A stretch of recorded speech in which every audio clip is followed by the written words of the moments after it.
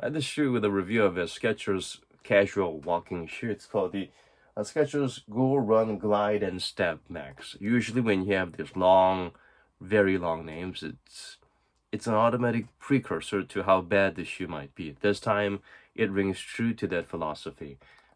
They feature the amazing hyperburst material, which is sort of like a solid rubber that's been injected with like a gazillion bubbles in it. So the uh, the, the the gas that's used to inflate it is supposed to provide this softness. And indeed, the hyperburst foam that's been used in some of the earlier marathon models, and the slippers, the slides that the Skechers had with the hyperburst was awesome.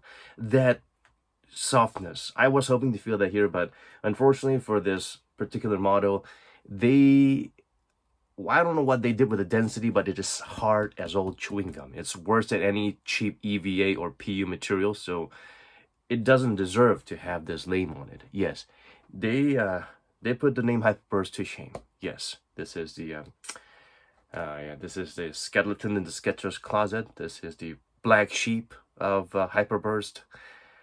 The only somewhat softness you feel in the midsole is because of all these holes. The Swiss cheese holes actually provide a level of compression or expansion. That's where the cushioning comes from. So they could have done that with any kind of EVA or PU material. Why put hyperburst if you're going to harden it? It's like turning the AC full volume at home in the heat of the summer and then wearing, there was a super thick mountain climbing jumpers and saying, "Ooh, it's cold." That's how stupid and ridiculous this concept is. Overall, for size 9, it weighs slightly above 300 grams. It feels very light. The padding all around is nice and it fits true to size. No crazy dead space anywhere. The main cushioning of the shoe shockingly comes from the insole, which is the traditional Goga foam, or Goga mat is what they call it.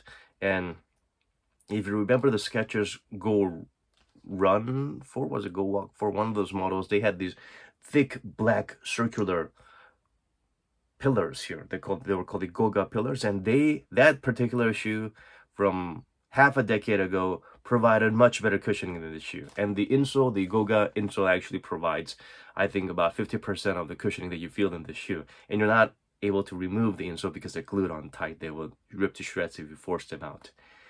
So yeah, if you want to experience good cushion Skechers casual walking and running shoes, go for the ones with the, I think it was Go Walk 4 with the Goga pillars.